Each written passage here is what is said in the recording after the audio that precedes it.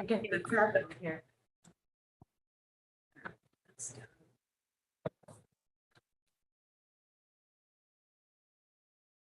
getting dusk. I know the sun is setting. And some clouds are Here that are. happening. Are you? Oh, you're recording.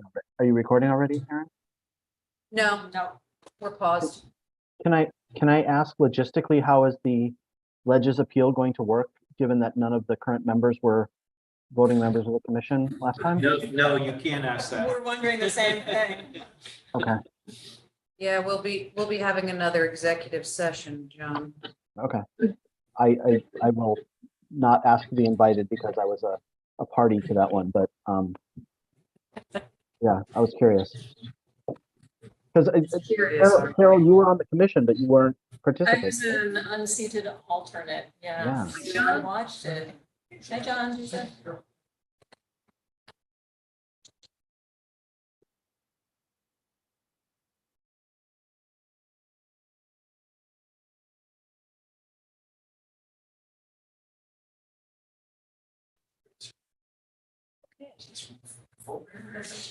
Should we wait for Bob O'Connor? I don't. Oh, plus. One more minute.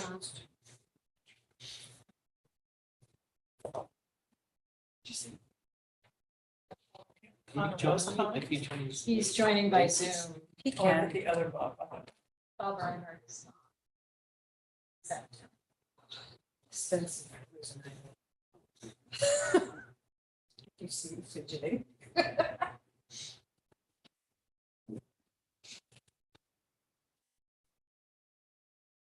Well, it's 7:00. Should we go ahead and get started? You bet. Let me just All right. hit play. Here we go. Welcome, everyone. I'd like to call to order this September 7th, 2023 meeting of Planning and Zoning Commission to order. This being our first Thursday meeting of the month, we're dedicating it to the Plan of Conservation and Development. And joining us tonight is John Guskowski, our consultant, Secretary John Duza, Janet Peckinpah, John Morgan here in person. We may be joined but via Zoom by Bob O'Connor and myself, Carol Snow. So without further ado, should I turn it over to you, John? Sure. You can jump right in. So where we are right now is, oh, here comes Bob. Here he is. Hold on, John, we're going to turn Turn you you up up. a little bit here.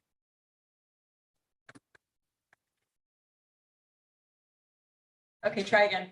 Okay, is that any better? Getting there. Just gonna max you out, John. It's fine. Okay. You know, it's like jumping from Amazon to Netflix. Well, there's a blower. Oh, yeah, we've got the air conditioning so going that- tonight. Yeah. Thankfully.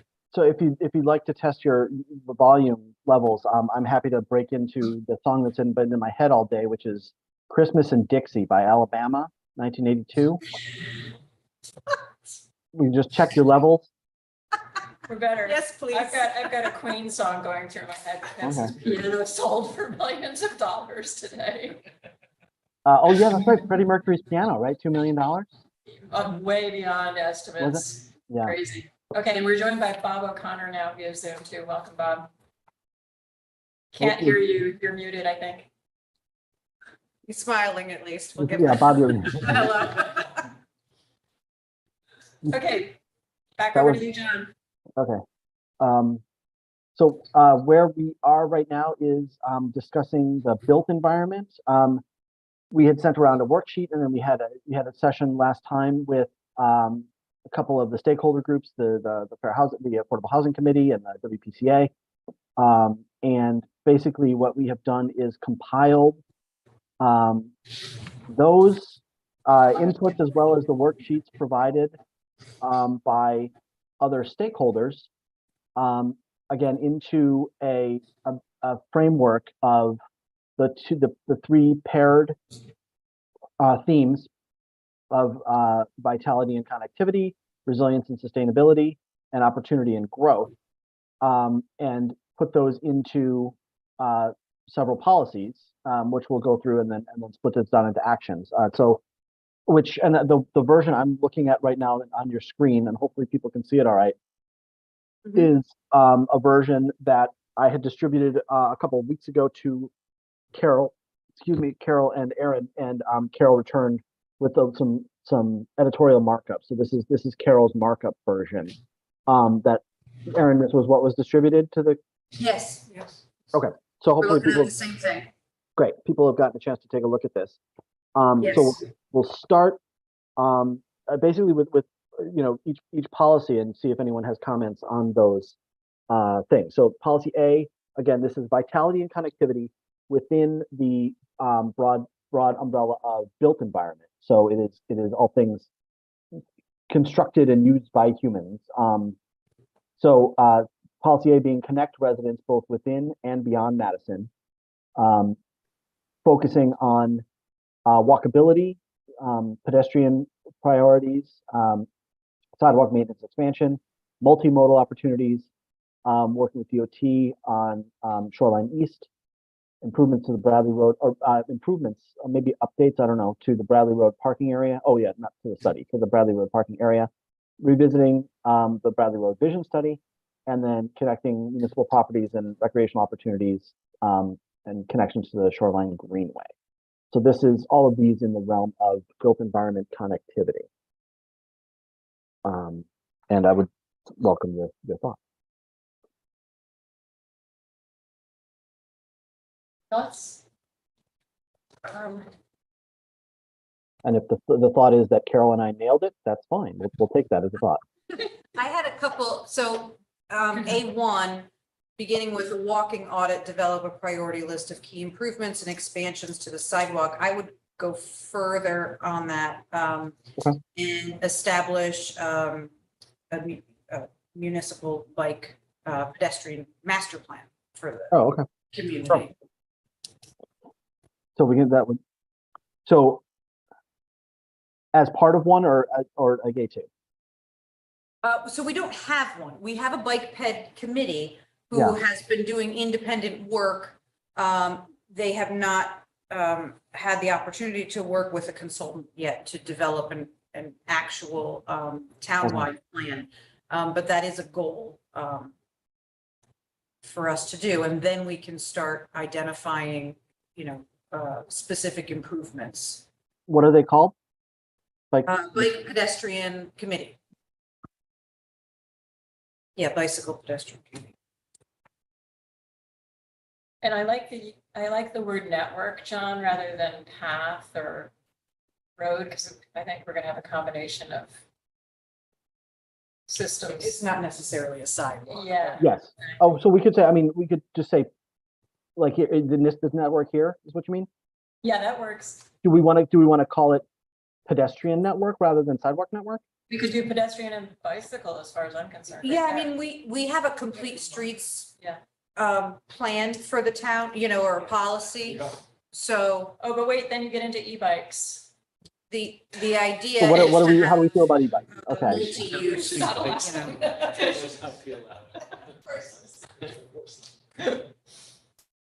All right. What do we? I'm sorry. So what? I would say bicycle and sidewalk network, right? Bicycle. I mean, Or path, I like path too. Yeah, but paths, we're gonna have a lot of bicycle roads, I think. Oh, right. and this, not only with the bicycle pedestrian committee, I mean, that's who would be leading this master plan, but we also have the Shoreline Greenway Trail, which is looking to expand in town as well. So, I mean, that is an opportunity for, I don't know, multipath. I feel like we gotta fix that word or something. All right. Well, I mean, I'm Think gonna, about that. we'll find a better way to say that. Yeah, and then continue to implement the town's complete streets policy, making the okay. streets accessible. And that could even be our numbers are funky, This but one, even yeah. the prioritize funding and I don't know, being Yeah, wait, consistent maybe- with our complete streets policy, something in there. Okay.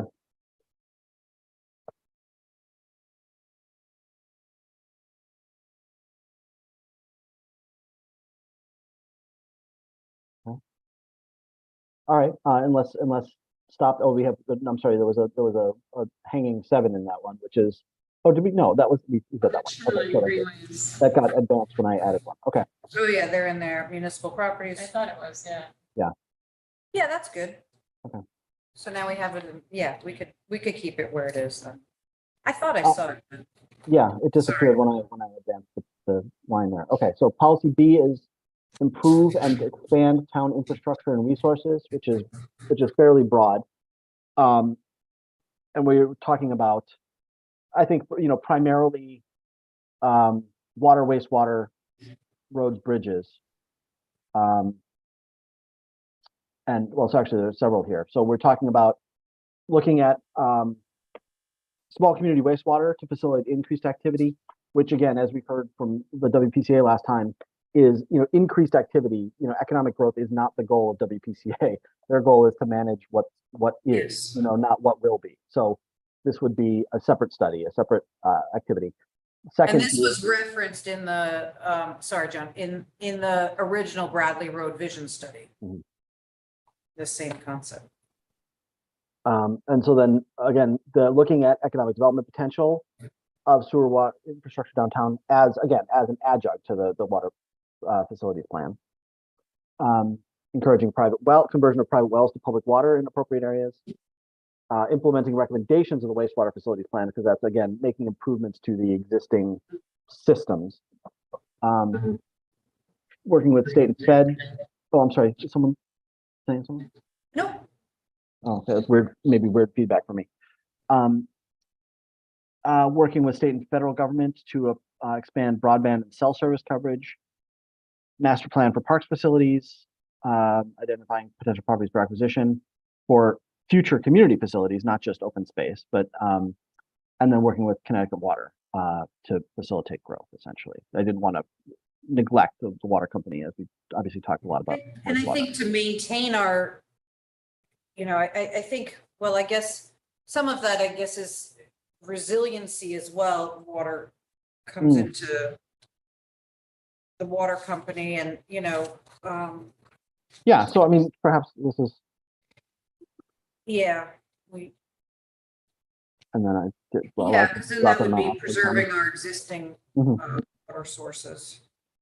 The other thing that I thought of in this, as far as infrastructure, do we want to add anything about expanding opportunities for EV chargers, or is this more in sustainability? And I mean, they kind of cross that and solar thing, other energy. Where do you think that's best put? I'm just looking through to see if there's a better spot for that, but maybe this is a better spot for that. Yeah. Yeah. We have it somewhere, don't we? I don't know if we do. I know we talked about it. Yeah, I don't think Recently. Maybe that was what, maybe that's why. Oh, maybe you're Yeah. thinking of the actual applications to Yeah, put them yeah, in. maybe. You're right. But a bigger picture plan would be great, and updates to them, because I have a feeling. Yeah, that'll be needed. Or some sort of, I mean, from is there something from a facilities perspective to add, something about more energy efficient buildings, or, Yeah, definitely, You know, especially town some buildings, type I would of- say. Didn't we because that's, talked about that too? Maybe about it's down in sustainability. let's see. How the buildings are gonna, need to change, especially in town. Yeah, I don't think we do. I think that would probably go in here. Or for future climate emergencies. No, we're talking about this in this way. You're talking about like making town facilities energy. yeah, being Like- proactive in, reducing our carbon footprint, those Well, kinds of Yeah, Eric, goals. at some point, John, I think we're gonna get into discussions about bigger picture stuff, such as, Aaron, as you say, are we really going to commit to carbon neutrality, reduction by 2030 or by 2050? And that might be, And I don't know what and that's, Yeah, if we can maybe I commit to don't that. know that. I don't, some of that's a policy, that's a No, I think that's a Board of Selectmen yeah. policy. So And some of that may come into the strategic plan. planning end, but at least to have some language, I guess. I mean, we are trying to Supporting it. make But we do say, take steps in that direction, you know, geothermal and as we're retrofitting buildings, but in section D, we say, consider changing climate conditions as part of early planning of any major infrastructure or facility investment. Well, that's good. So that, I thought, so D2, D6. oh, sorry, Down further. E6. consider climate change conditions. That's Oh, good. yeah, okay. All right, so we're good. And, sorry. okay, and we want to say like. We might do this too many times tonight, but.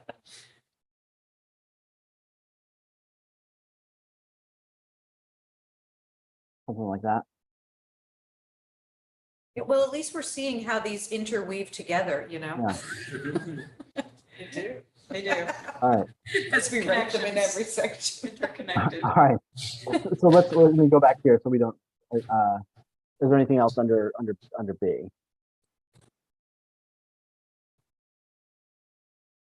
Can I just ask a general question about, like, we're saying actions. This document will have a lot of actions in it.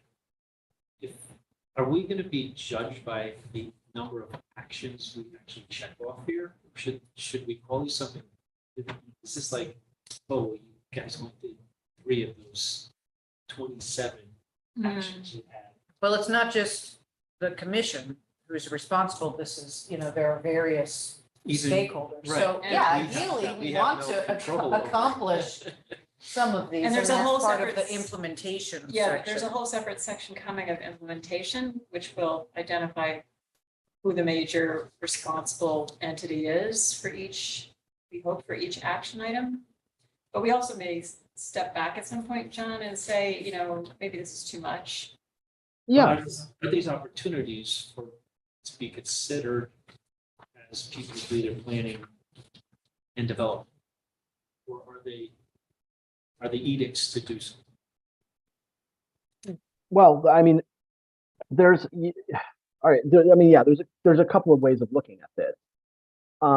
You know, number one, you could certainly, you know, at this rate, you know, we could have, you know, upwards of 70 or 80 action items, which again, I think the current plan had almost that many, maybe more, Aaron. Over 100. Yeah, And So- how many got completed? yeah, not many. 50%. So, you know, so there is that, there's the, you know, the danger of being overwhelmed by stuff to do.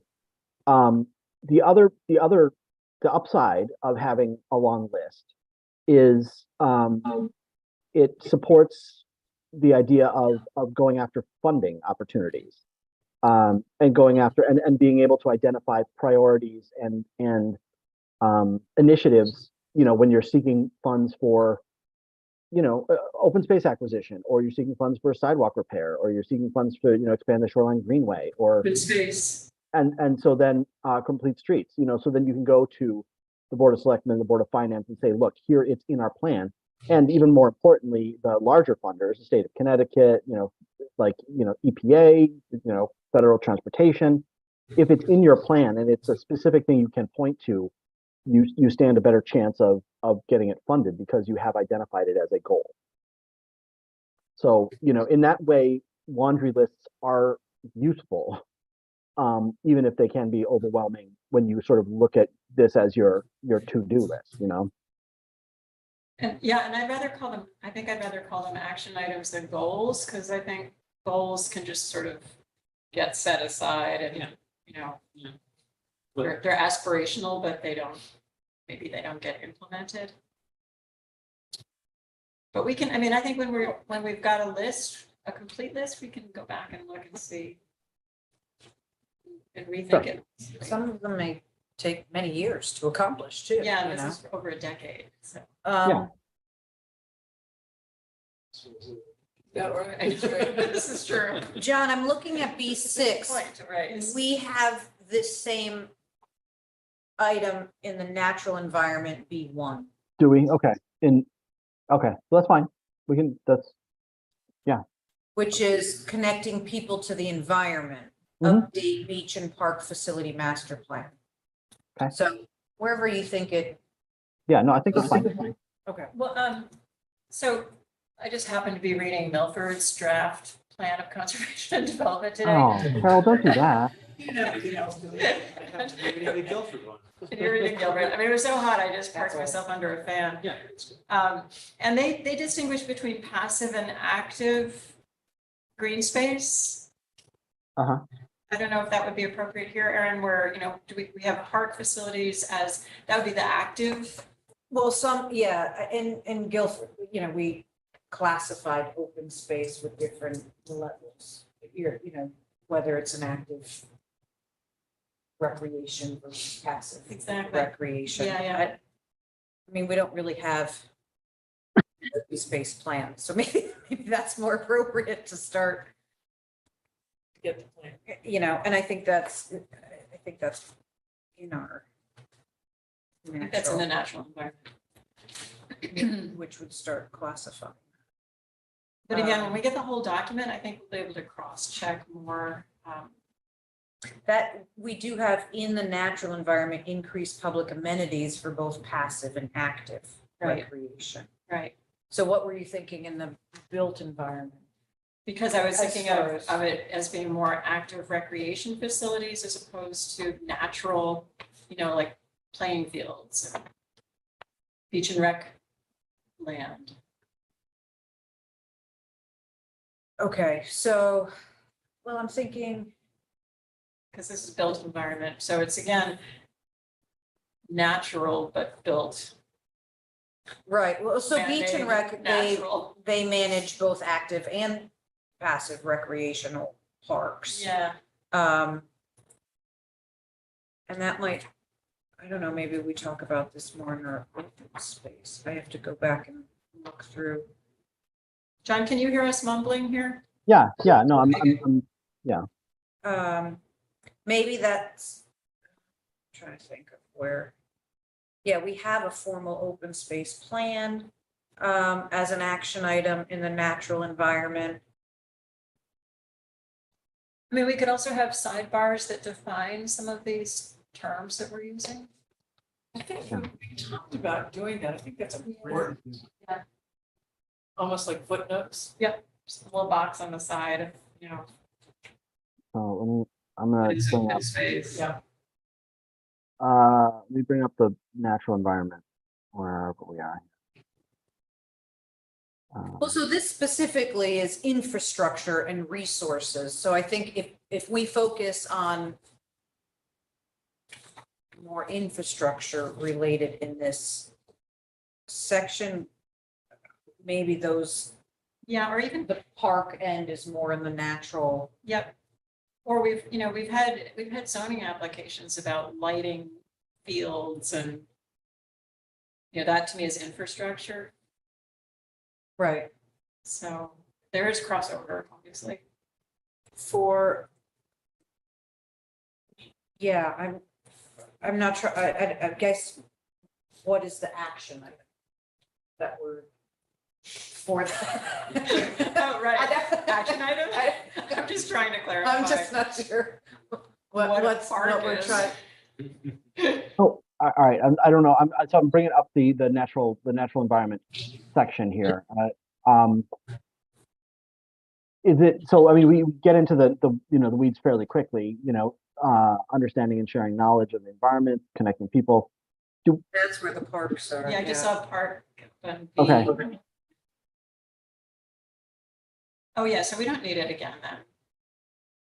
No, I mean, it's increasing amenities for passive and active, and we have a master plan, and then we also have down further, an open space plan and encouraging a management plan, things like that, so. Yeah, I mean, I guess, not to poo-poo a sort of a nice concise framing of things like active and passive, which is a nice framing, but if we have everything that we're talking about there, maybe it's okay. Yeah. Like, in here, we're talking about so we have a parks plan and we have an open space plan.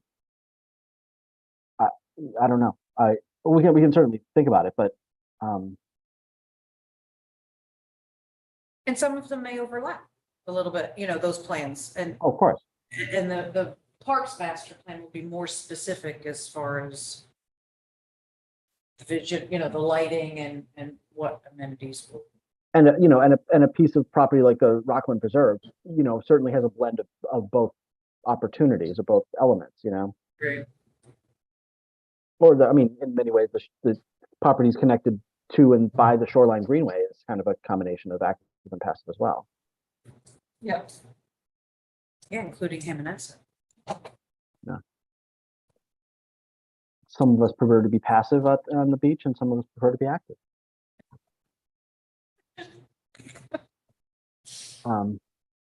Okay, so that's something that, yeah, when this is pulled together, we can kind of revisit the framing of that, certainly. Okay. Okay, we'll jump back into the built environment. Okay, shall we move on? Yeah, thanks. Okay, so we're here in resilience and sustainability. The first policy being protect and preserve historic resources. And this is split over 2 pages, so I'm gonna advance this a little bit so we can get everything on 1 page. So 5 goals, 5 actions, sorry. Continuing seeking funding to protect and restore key historic buildings, providing public information about preservation resources, consider tax credits or incentive to encourage property owners to restore and protect historic properties, work with Historical Society and Economic Development to promote Madison's history, and update and combine Madison's list of historic properties and cultural resources inventory. Should that be inventories, Carol, or are those 2 separate things? No. Now they're 2 No, it's- separate things, but, oh, wait, 2, No, the inventory, so sorry. no, that would be the town's inventory. It's Yeah, one- Aaron, I think I was a little confused because I think our natural resources inventory is including some cultural resources. This, And I was thinking of pulling the cultural resources out of natural resources and putting it in with historic properties. That made more we don't sense. technically have a natural resources inventory, so that's possible. Okay. Yeah. We could do that. And I like, we've talked about, and maybe this is sort of included in this language, but having a broader preservation look, I think, without in town, and maybe a combination, not to add more committees, things, but to be able to collaborate. And I think maybe this is C4, but identifying, one universal historic sort of Preservation. presence even. Yeah, Not just limiting to the historic district, right. but having the Historical Society as their own entity that's not necessarily a town entity, but having representatives from all of them to be able to point out, whether it's like you said, the cultural and the trails or properties. I guess that's broad enough in C4 to kind of. Have you ever defined what's a cultural resource? Robert, you are. Beg pardon? I think you are a great cultural resource of Madison. Okay, but do I need to be preserved any longer than I have? I mean, it's a noble goal. Well, we'll try to document you before you decay any further. Okay, well, it's obviously getting worse, but In my mind, we've got right. historic houses, which. not, hey, Pan is a cultural resource for Madison. I mean, I'm talking about what exactly? The We've got- nutrition place that brings, Bob, we've got archaeological sites, we've got, like the charcoal manufacturing sites, we've got, they're mostly managed actually by the Madison Land Conservation Trust, I believe, and, the trails that identify them. And we may have other cultural resources we don't even know about yet. I mean, I think there are native settlements that have been sort of identified, but need to be Is think RJ voted. Julia a cultural resource? Is what? RJ Julia, the bookstore, that was identified to me on an airplane flight by somebody when she knew I was from Madison, said, oh, you guys have a great cultural resource. You have two of them, movie theater and the bookstore. Was she wrong? The good thing we've included the Economic Development Commission in our, No, I'm just, I'll be quiet. Yeah, no, I mean, this is a little vague in that way. I actually might, Carol, I might consider like getting rid of properties and just calling it historic Yeah. and cultural resources. Yep, Because I think that frames it a little bit tighter. that's better.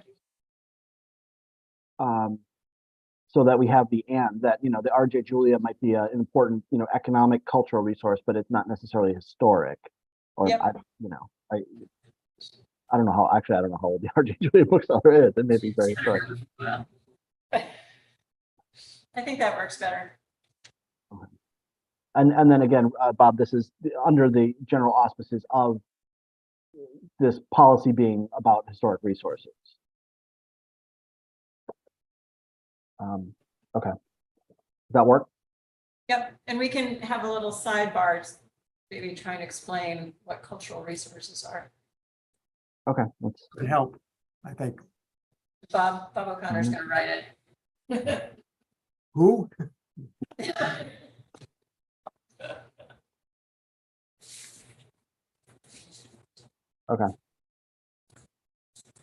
Okay, let's go to D, which is prepare Madison for future climate change emergencies and management. And here we've got, is it just 6? Going down, scrolling down. Okay, yeah, so let's go back up. Just the 6. So new emergency operations center and shelter, implement the natural hazard mitigation plan, focusing on sea level rise storm frequency, seek reduction of nitrogen loading from septic systems and other sources to coastal marshes in Long Island Sound, updated modeling for storm and climate change projections, amending rezoning regulations to encourage resilience, and consider, as we said earlier, changing climate conditions and reduction of carbon footprint as part of early planning of municipal infrastructure investments. some of this, I feel like is not just the built environment. Mm, And when I look at, yeah, like D is a little bit. so we're being specific, and Carol, not to call you up, but some of, the impacts of climate change within the built environment. I just want to make sure that if we're going to call out specifically built environment here, that we have some sort of balance on the natural end, because, reduction of nitrogen loading is sort of a natural, that's not a direct impact on protecting a built environment. It's really protecting our, but it's, yes, but it's protecting our natural, and updating modeling to protect the built environment. In doing this, we're also protecting, hopefully, some of our natural environment Yeah. as well. So I don't know if we should be, I don't know if, do we call it out as just, I don't know, Aaron, I mean, think of all the building that's going on along we do have along the waterfront. policy, so focus on preparedness and resiliency from effects of climate change. That's policy C in our natural environment. Focus on increased green infrastructure.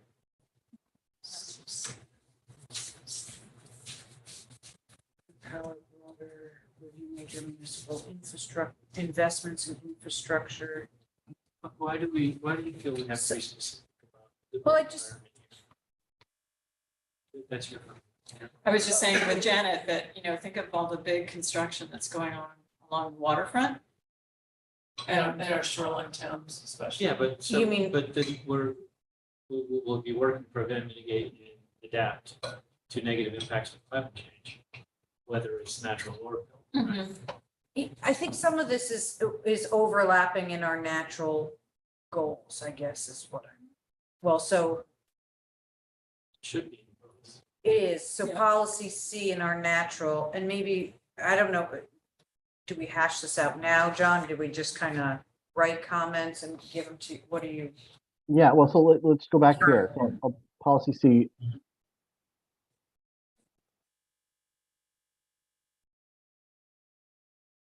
Develop new emergency, yeah, that's Yeah, fine. so like this one, this is, you know, redundant. I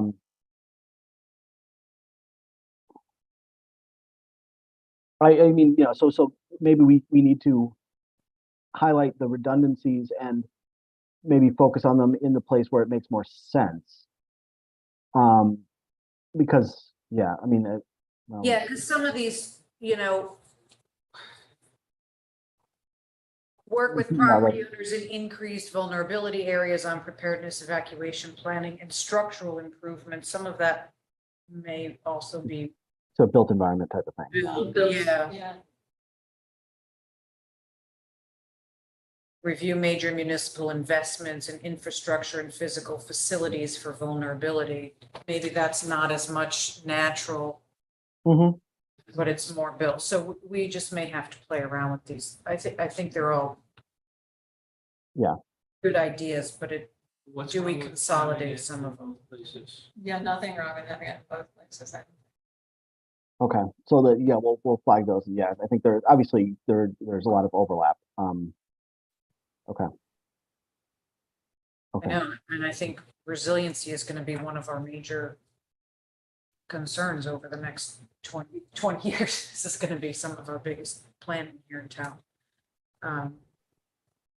So it is important to reference it in both. I guess I was thinking maybe make sure that our wording makes sense. Yeah, and I think, that we can kind of we can kind of nuance some of those to actually maybe increase their impact. So, like in this case where we mentioned the natural hazards mitigation plan in both halves, but in this way, we're looking at, public infrastructures preparedness. If we could, then maybe add a nuance to the multi-jurisdictional hazard mitigation plan when it comes to things like, protecting the integrity of salt marshes or something that is a little bit more. Yeah. Specific in each.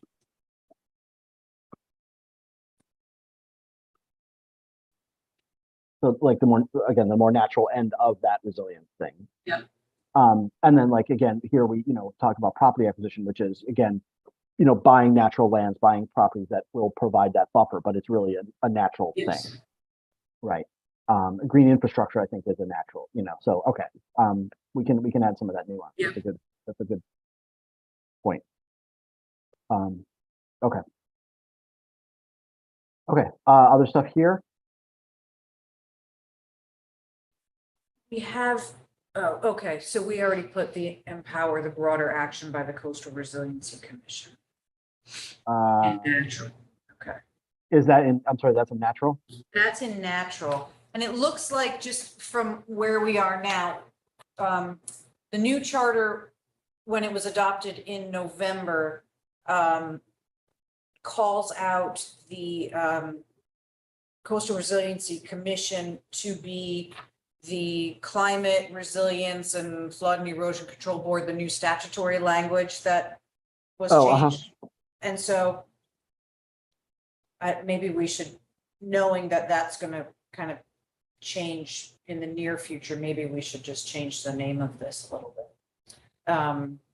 to kind of balance both. Aaron, also, I wonder if some of this will be tweaking after the strategic plan is further along.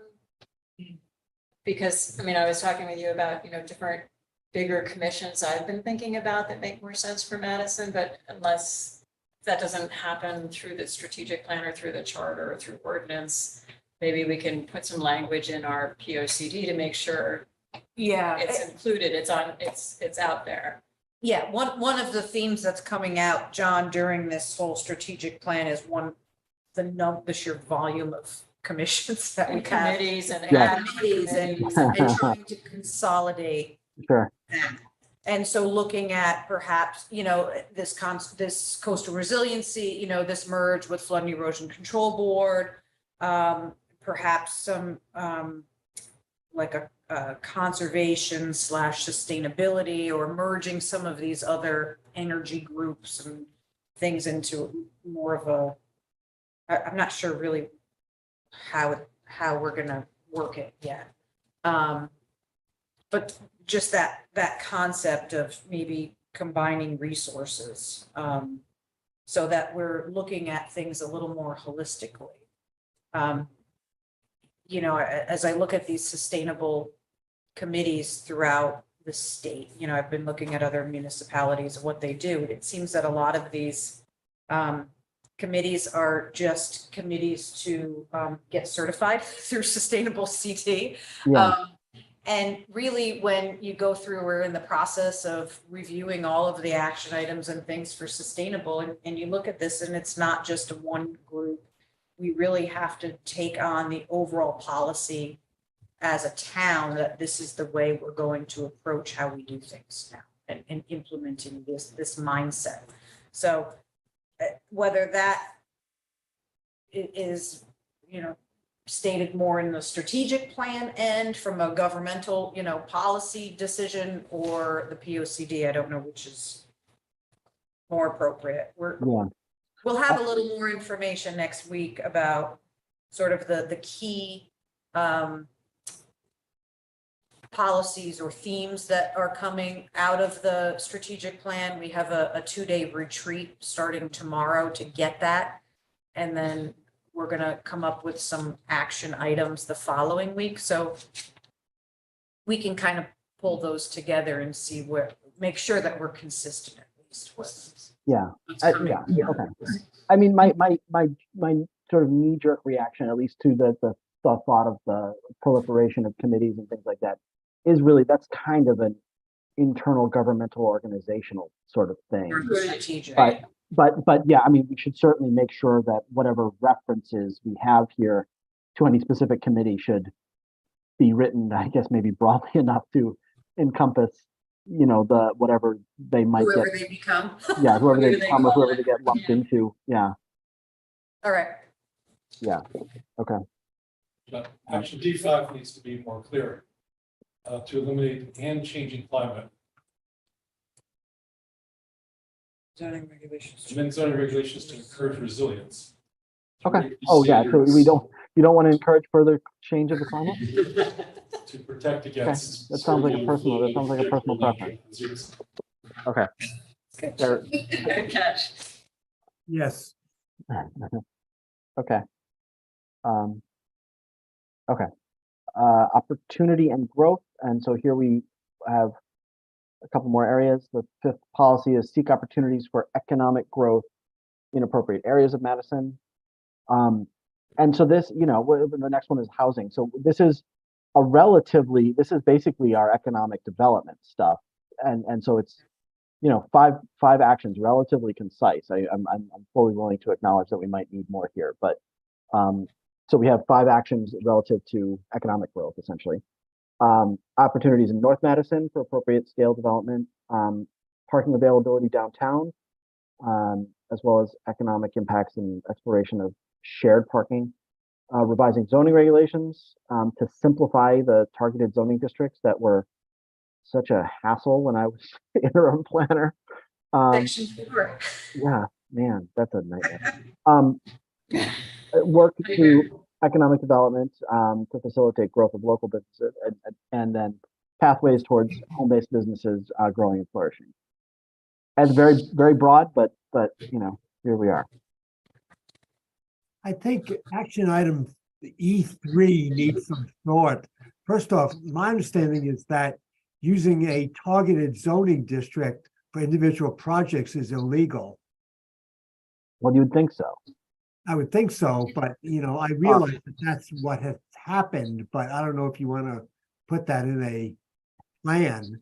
Well, yeah. So I mean, there is a mechanism, and basically the special development district approach is that mechanism that the state statutes have endorsed as facilitating sort of smaller scale individual property or a small cluster of properties projects in a way that advances the goals of the plan of conservation and development. It's kind of a fine line between special development and spot zoning, but there is an appropriate path to it.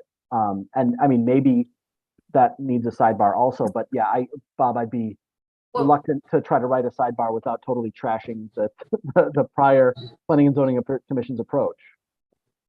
Well, that's an easy way, assigning PDDs to all of these. Yeah. Areas is, Yeah. and we have special development district approach already in our zoning regulations. Through, open space conservation, anything where you're overlaying a floating zone and then coming forward for some specific master plan development, that's essentially what this approach As opposed to would be. special exceptions and spot zoning, yeah. Right, which is very unusual, but we have many properties that was the mechanism that was used historically, and that is a goal to eliminate those from our regulations. While not creating, while they are, well, they're not non-conforming because they're allowed by special exception, really, so. So I don't know, I mean, Aaron, I would defer to you on how that language is. I didn't really see too much of a problem with the way that you wrote it, to be honest, John. This has been an area of concern for a number of citizens. And if I were reading this, it's not obvious to me what we're trying to accomplish exactly. Maybe I'm just a little slow on this. But I wonder if, explaining this to Joe Citizen, it's not clear, I think, what the problem is we're addressing.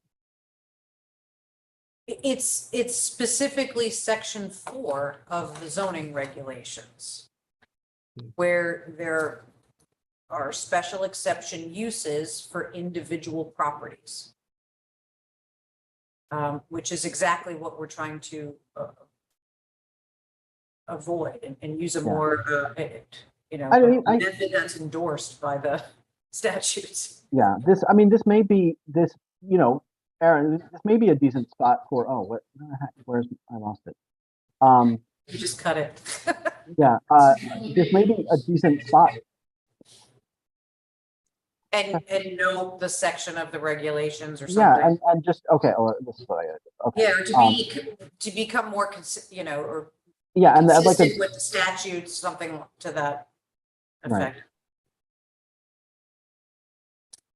I think maybe like a very brief, a very simple sidebar there about like statutory.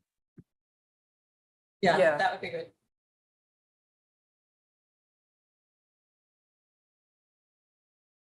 Okay.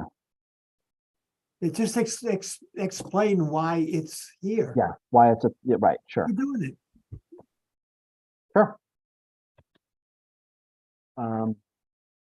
Okay, let's stop there for a second. Other, Yes. When we say, John, in E4, through economic development, Mhm. do you want to, you mean like, Economic Development Commission and staff, I don't know. are we thinking the chamber or, how? Commission Oh, yeah, staff? sure. It's the chamber. Yeah, I just want to, another, Relevant stakeholders. I feel good about calling them out specifically. That's good. And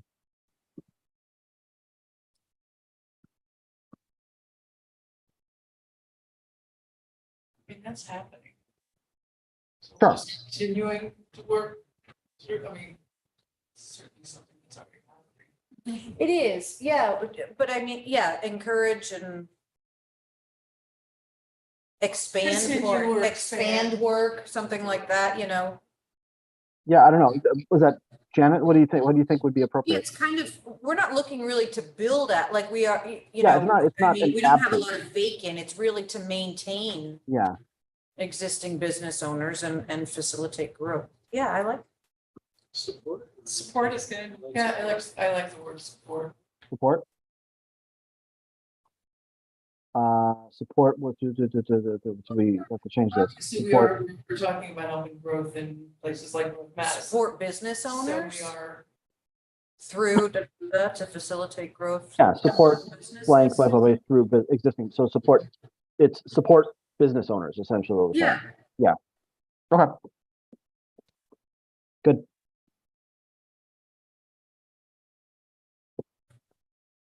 just change the.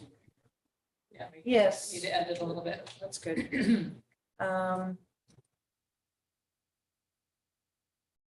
You know, the other thing for economic growth that we didn't, you know, we have some tax incentives in town, and so that might be another thing to add in there, you know, encourage or maybe that's still E4. Do you want to say such as with tax incentives or other? I mean, there's so many Measures? opportunities to Yeah. do this. Yeah, I mean, I don't know, I like it, well. I guess that's broad enough. I think we were looking for a couple, you know, something to add in here. That's why I just. Do you think E5 is necessary, or should we group that? You know, should we move that into? I mean, it is home-based, I mean, I know it's. So we do. I mean, we currently have home-based, you know, home occupation permits. So what are we trying to? I guess that's what I was trying to say, Get why, what do we? I think it's a product of pandemic, of how many people are working at home now.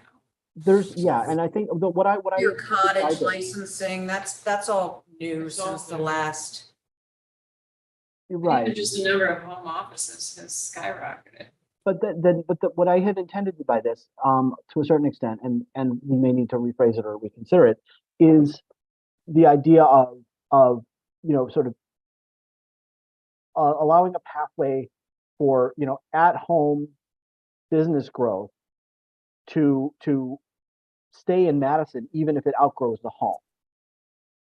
You know, so Keep it very nice, but doesn't that, yeah, still isn't that part of E4, or does it need to have a separate? Well, this could be as simple as just updating our zoning, you know, some as of right, you can have home office as of Sure. right, you want to have something out, you know, it's different levels of, Yeah. or, you know, based on the scale of growth, I think, of the Yeah, and business. through zoning, Aaron, you know, as far as like I get, parking. yeah, I parking get what you mean. restrictions and things like that, yeah. I think it's okay to keep it kind of general. But I also think it should be a separate category from E4. Yeah, I like that. What else? Housing, okay. Yeah, we can move on. So are we? I'm sorry. So I may have missed what a consensus on E5. Keep it. So you mean like massage parlors? Specifically, yes. Specifically, right, you want to promote massage parlors in Madison, okay. Yeah. So, you know, whatever, so the idea is, again, you know, Aaron, I think you probably, the zoning regulations address, you know, sort of your sort of basic home occupation. And some of this may have been a residue that I've been working on a couple of other sets of regulations right now where it's sort of a tiered thing. As your business grows and you bring in more people, all of a sudden it's less of a home and it's less of, you know, a residential use in a residential neighborhood. And all of a sudden there's kind of a business in the middle of a block. And that may not be appropriate. And so there would be a nice opportunity to allow that to continue to grow and flourish, but stay in Madison. And so having that pathway, whether it's, you know, from an economic development standpoint, you know, making sure we're aware of, you know, say maybe there's a shared office space or an incubator space or available real estate that, you know, can help transition people away from the home business if that's not suitable anymore. Could that But fit that- into a tax incentive kind of thing too? So we could literally encourage it? Because it is hard when you're going from a home-based small business to all of a sudden having employees, to trying to find, you know, a workspace necessarily in that same town you are. A lot of times you see people having to leave their own town, even though not, you know, not their residence of where they live, but leaving to take that business and start it elsewhere. Yeah, for sure. Well, we're finding that at the library now also, is that a lot of their rooms are being Used for reserved that. for Sure, I bet that's true. people who are working remotely.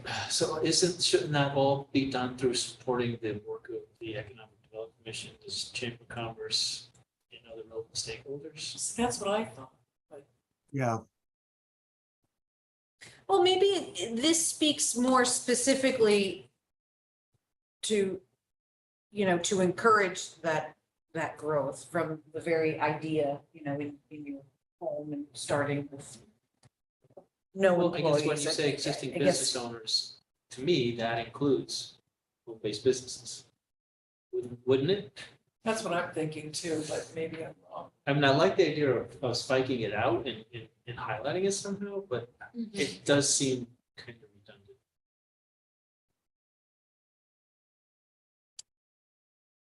So we're talking about a little bit of mixed use zoning, right? Which is fine with me. Well, Because I'm understanding this to be businesses that have outgrown a home and need a place to grow and flourish in Madison. well, I'll say that's what I was trying to get at there. So if that's what you're trying to get at, I think I would say that's covered in E4. But I think we've also looked at where home occupations are specifically called out in the residential zones and not necessarily the commercial zones so from a zoning perspective, there is something nice about kind of building a tiered system. It's something that we discussed in Guilford. I'm not saying that it's they're not still local businesses because they may not be as advertised as a local business necessarily. Okay, so what would be different between E4 and E5? I mean, could we say, it would kind of be, could we just say Well, some would support be, the Economic Development Commission, Chamber of Commerce, others, development stakeholders to help allow home-based businesses to grow and flourish in Madison? Yeah, I mean, As well as existing business. I guess. yeah, it's got, if you're gonna combine them and eliminate E5, then you, Or just create an E5 that is just specifically calls out home-based businesses. well, that kind of that's what E5 that's what it does. is. So I think the options are keep it something more or less as it is, or basically add into this long run-on sentence, local businesses, including home-based businesses, something like that. If we want to do it that way, which is, yeah. And in part, I felt there's something about those folks being seen in the plan, as a category that's somewhat distinct. Obviously, they're business owners. Obviously, they're business people, but You're seeing more and more the home business. Can't you say existing business owners, including home-based businesses, to facilitate growth? And Well, it's part of it is wanting them to To stay. grow and flourish in Right, Madison? right, to grow. I can combine. I mean, that's perfectly fine. I mean, I think if you talk to a home-based business person, they would consider themselves an existing business. Well, Sure. plus they'll join the Chamber of Commerce, and they'll Yeah. do similar things that, larger businesses do, right? I mean. Are we, Okay, wait, is this gonna read support existing business owners, including home-based businesses through the Economic Development Commission,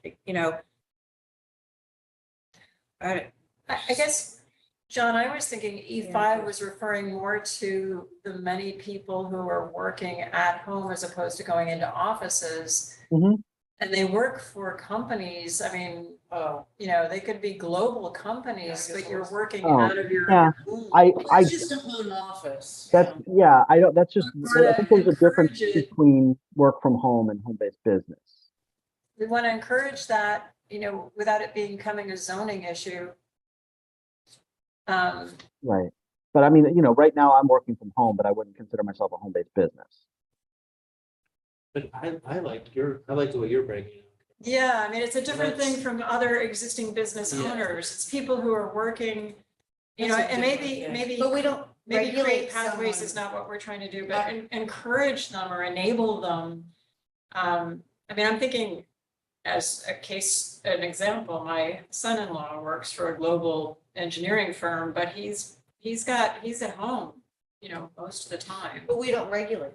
So how, I don't understand how are we supporting? Yeah, Well, I I guess think I'm trying it's to think of how you I can. mean, you can use any facilitate room that. to, Yeah, within your work house, from the remotely. zoning perspective, you can, but how can we even, you know, maybe it has to do with encouraging better transportation. I don't even know, you know, like get to the airport more easily when you have to go to Malaysia. But encourage, and then, you know, that's why I said coming out of the pandemic, there's so many people working at home as opposed to in office. Or, you know, it's also part of us saying better I infrastructure. was gonna say, that's where our broadband. Internet cell phone broadband service. needs to be Um, increased. I think that's why, I think what was getting me was the home-based business. Yeah, the home, So, what are we because talking I about? have a home office, but I work for, a company, so I don't consider myself a home-based business, Right, right? I just work. That's right.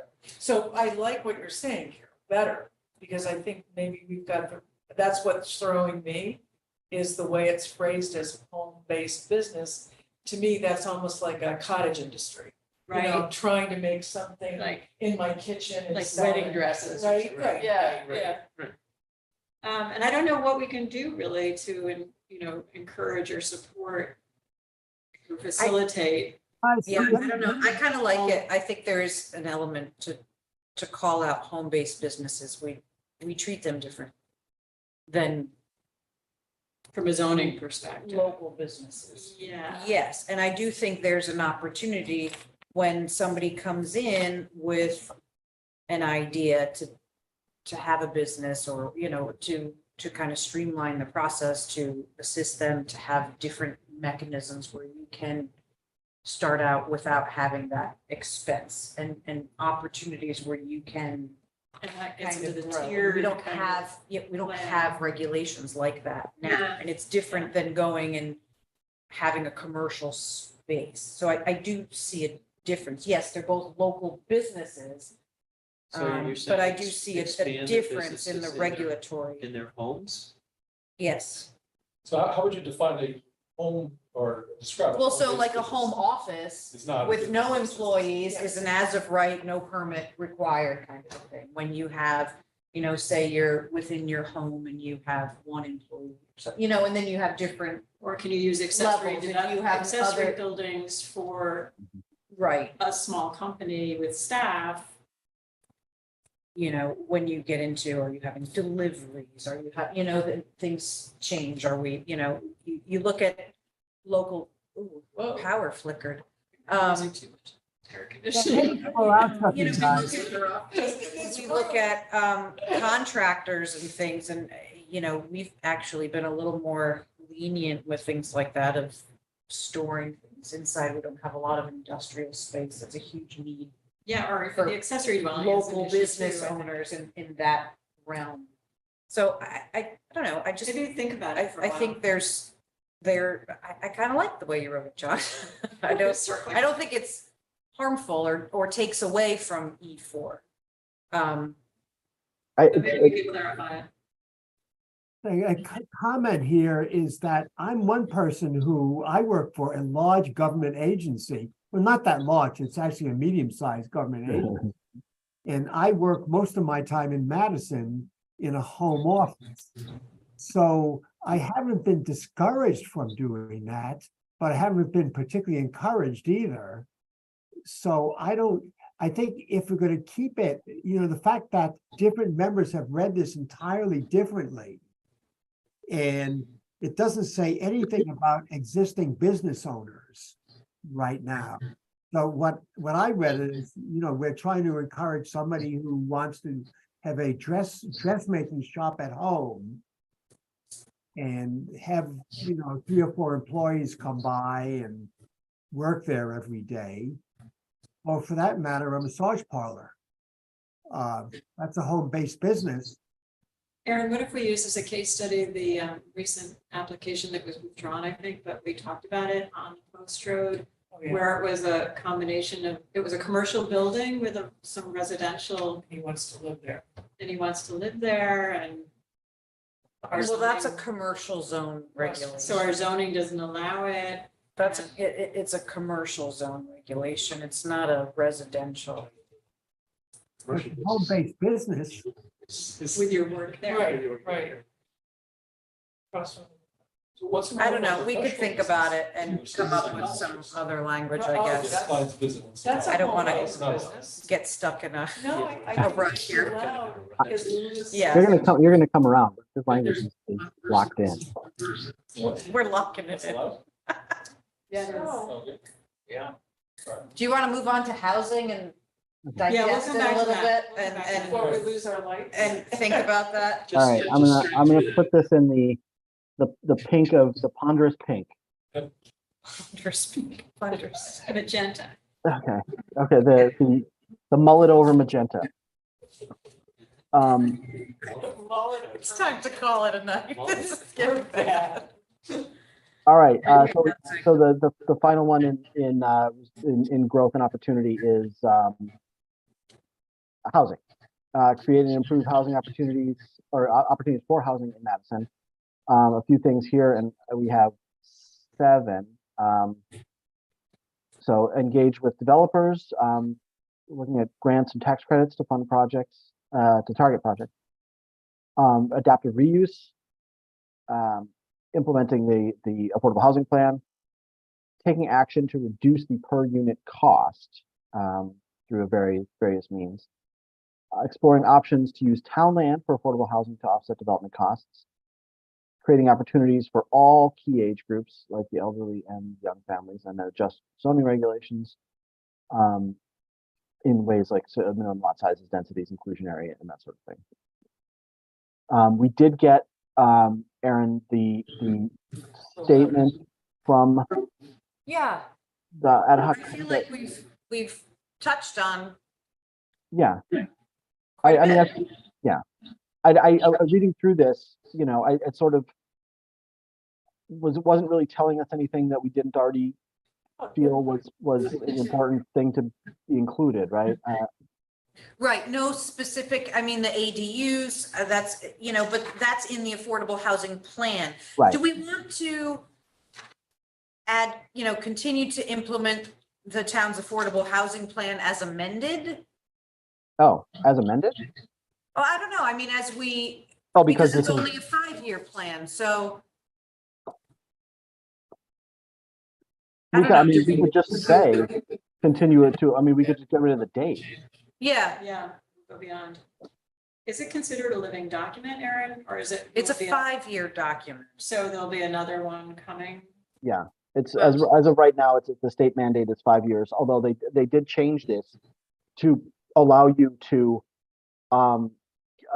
adopt an interim one to get this on the same cycle, or at least the same half cycle as the POCD. So if you wanted to readopt it this year, then it would go on, a 5-year cycle. Every other cycle would link up with the POCD if you wanted. But yeah. Yeah. I had the pleasure of listening into the Affordable Housing Committee's discussion yesterday.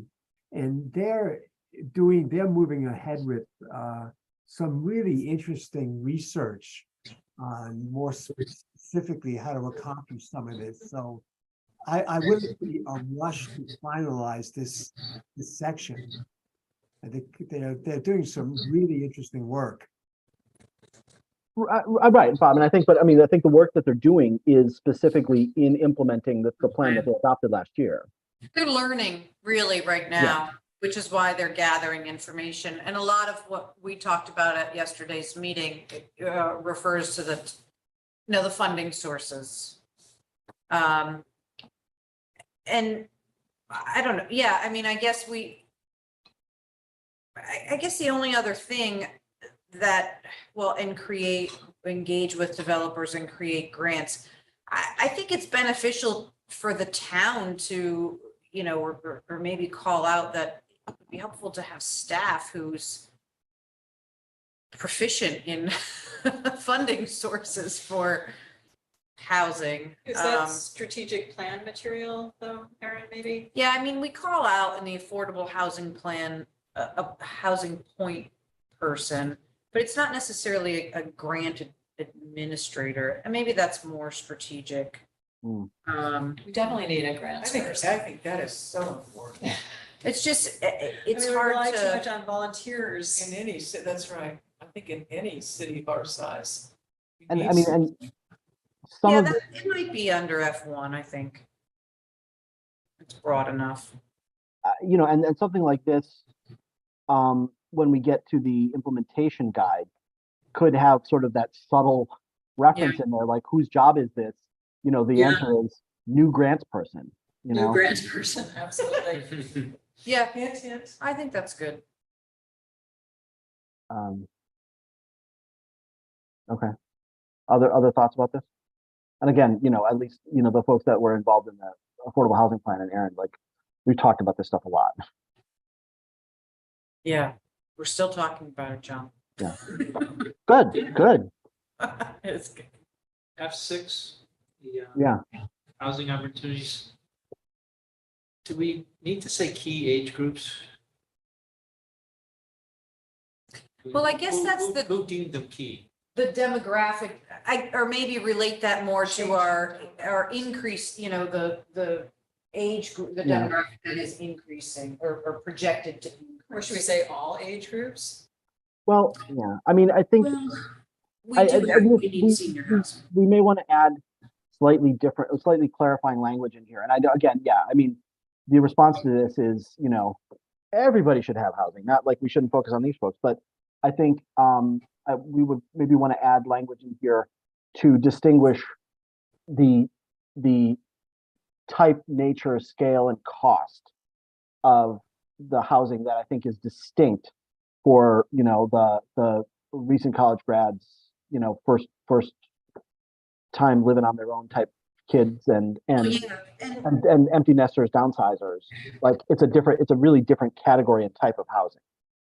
And also to call out, I think, one thing that's kind of come out of our general conversations with groups in town from the Affordable Housing Committee is, you know, calling out a need for homes for our first responders too.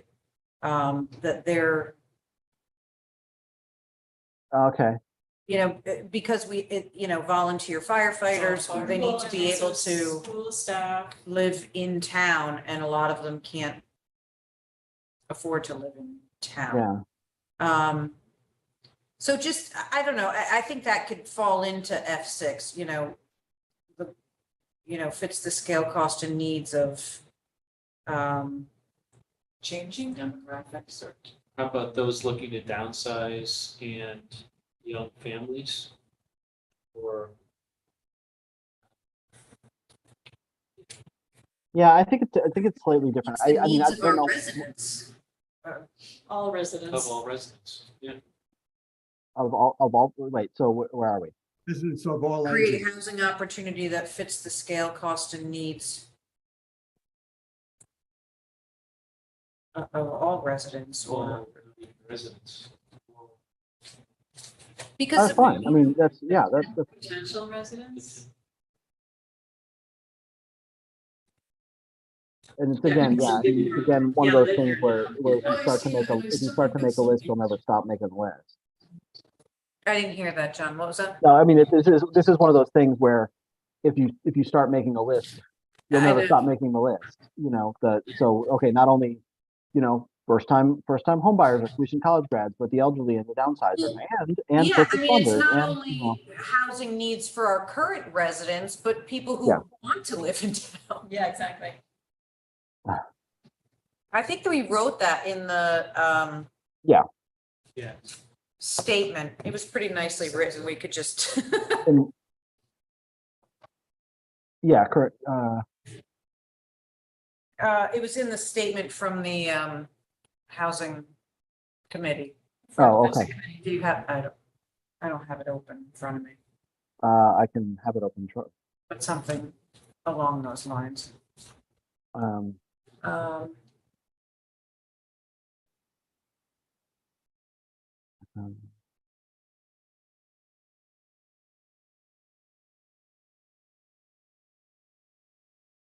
But yeah, incomes and family Housing sizes. for all. Yeah, Ages and life. yeah, Madison yeah, not only entices newcomer, yeah. well, I mean, so do we want to quote that in there, like housing for all? I might pull that directly. Create housing opportunities for all. Yeah, it's good. All right, let me figure out how to blend that in. That fits the scale, cost and needs for all residents, yeah.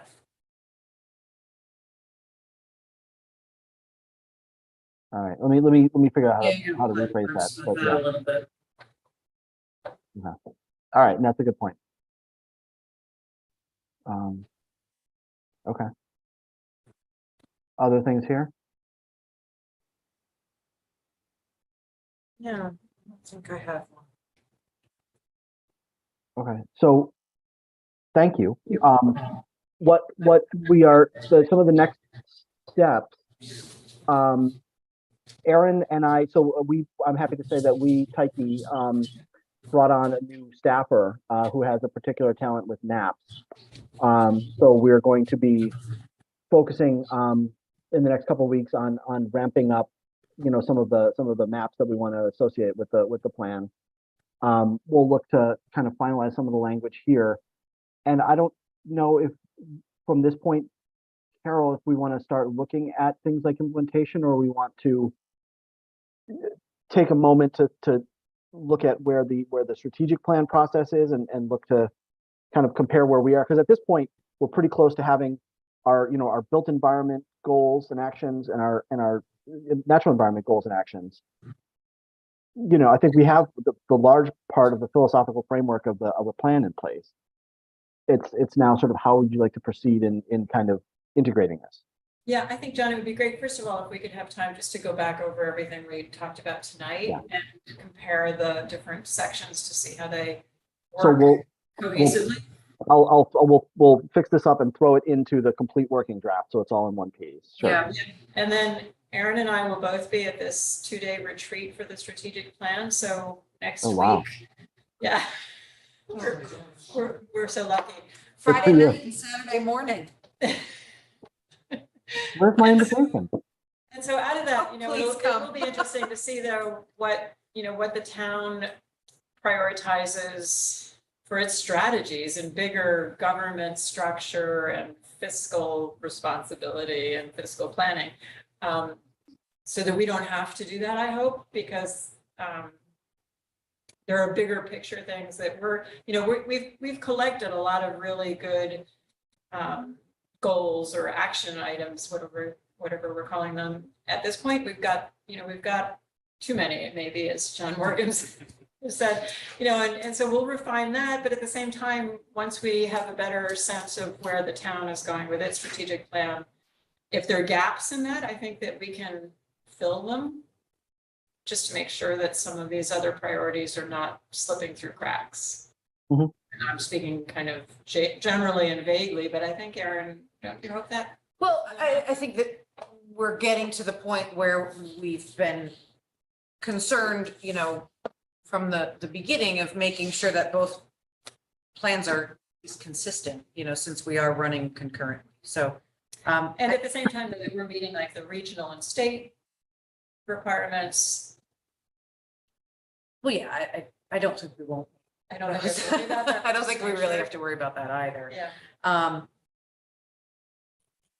guess my thoughts are, I think everything that's in this plan belongs in this plan. I think we've been appropriate in all of our goals, really, and action items.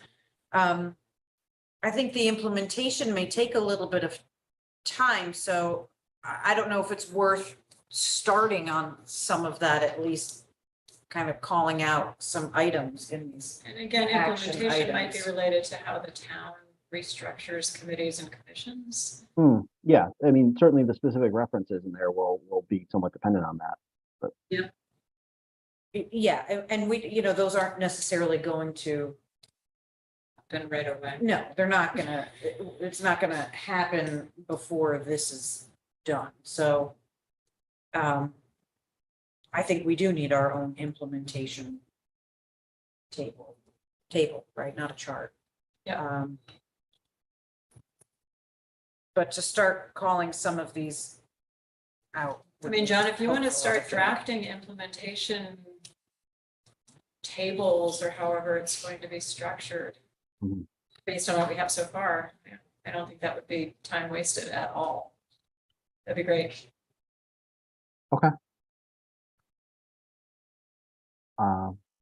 Cool.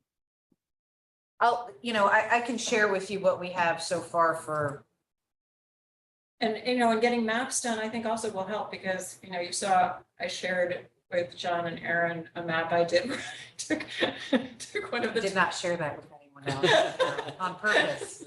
That's bad. No, it was beautiful. I took a 2012 land use map from the 2012 POCD and I just reduced it to the built environment and the natural environment. And it was so simple but uninformative. It was helpful to me. Yeah. So, So, Eric, we're gonna have a little logistic conversation, Yeah. Zoe and John and I, and, I've pulled in the tax assessor at least to get some of these. So I have some information to share with you and kind of see what you guys need from us, and then Actually, to get ideas. of mapping. From I mapping. couldn't find any way to just find wetlands in Madison. Is there Well, a that's way? kind of a loaded question also. It's soils mapping. Yeah. Oh, soil mapping, okay. Yep, and they're taken from a level that's not necessarily accurate on a parcel. Yeah. Level, so, That would be really good to know. well, it doesn't exist really. with it exists with a whole bunch of caveats that. Yeah, I mean, we don't amend our wetlands map with every, we don't do boundary clarifications very often for Yeah. inland wetlands. It's really dependent on soil type. And it's changing, I guess, too. And so what we have on GIS is, NRCS soils, really, it's not. They're wetland soils, and they're accurate. Usually to determine wetlands, we would look at topography and a combination of the soils and topography, aerial photos, and sometimes our stormwater mapping to see where there's water. And then there's field investigations, and if it looks suspect, then we have an applicant, do soils, because wetlands are delineated by soil type in Connecticut, not by vegetation, but inland wetlands. Tidal wetlands are different. So anytime somebody has wetlands questions, it's a loaded question. Yeah. There's always a lot of maybes.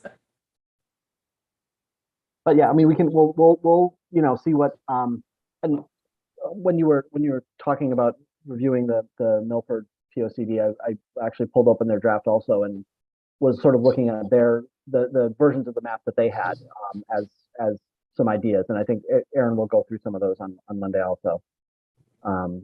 But there are ways of getting at some of those natural resources without a survey grade of accuracy, and I think that we can provide whatever caveats are necessary. And then we can talk also about how, do we want to add any layers of these maps to our GIS system and incorporate some of our, POCD Definitely. mapping in that. That's an option now as well. Cool. Okay. Thanks, Any other John. thoughts, comments, questions? A lot of hard work. Okay. Thank you, everyone. Thank you, Bob. I'll see you at the massage parlor.